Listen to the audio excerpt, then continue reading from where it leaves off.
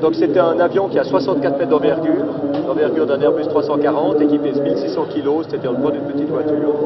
Et ces caractéristiques-là lui permettent de voler jour et nuit sans aucun carburant. Il est tellement économe en énergie que l'énergie du soleil suffit pour en même temps faire tourner les 4 moteurs électriques et stocker de l'énergie dans les batteries pour passer toute la nuit en vol jusqu'au lever de soleil suivant. Et là, cycle suivant, donc en théorie, une approche du vol perpétuel sans aucun carburant. Il décolle à une vitesse qui est basse, puisqu'il décolle à 25 nœuds, c'est 45 km/h. Il ne pèse que le poids d'une voiture, donc sur 100 à 150 mètres, il accélère, il est en l'air sans se rendre compte. Ça peut être intéressant comme technologie pour faire voler des drones ou des plateformes de télécommunication pour remplacer les satellites dans les pays en voie de développement pour que ce soit moins cher. Un avion solaire peut très bien rester à 30 000 mètres d'altitude pendant 6 mois, puis ensuite on le redescend pour la maintenance. C'est vrai qu'on a eu plus de soutien en France que dans d'autres pays.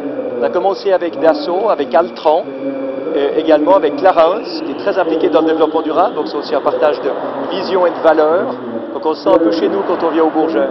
Et au niveau du contrôle de vol, on a des contacts très étroits avec leur équipe qui a fait le Rafale et qui a fait le 7X. Donc c'est vraiment des interactions qu'on a entre leur équipe et puis les personnes qui s'occupent de ça chez nous.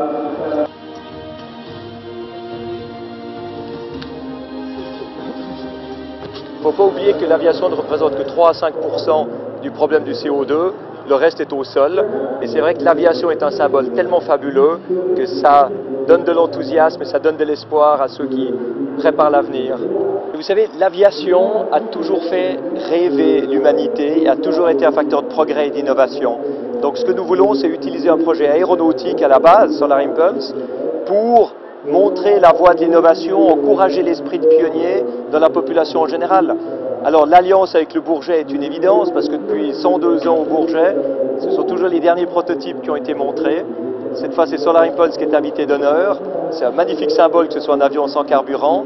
Mais le but c'est vraiment d'encourager les solutions rentables et enthousiasmantes dans notre monde plutôt que de toujours ressasser les problèmes qui coûtent cher et qui dépriment tout le monde.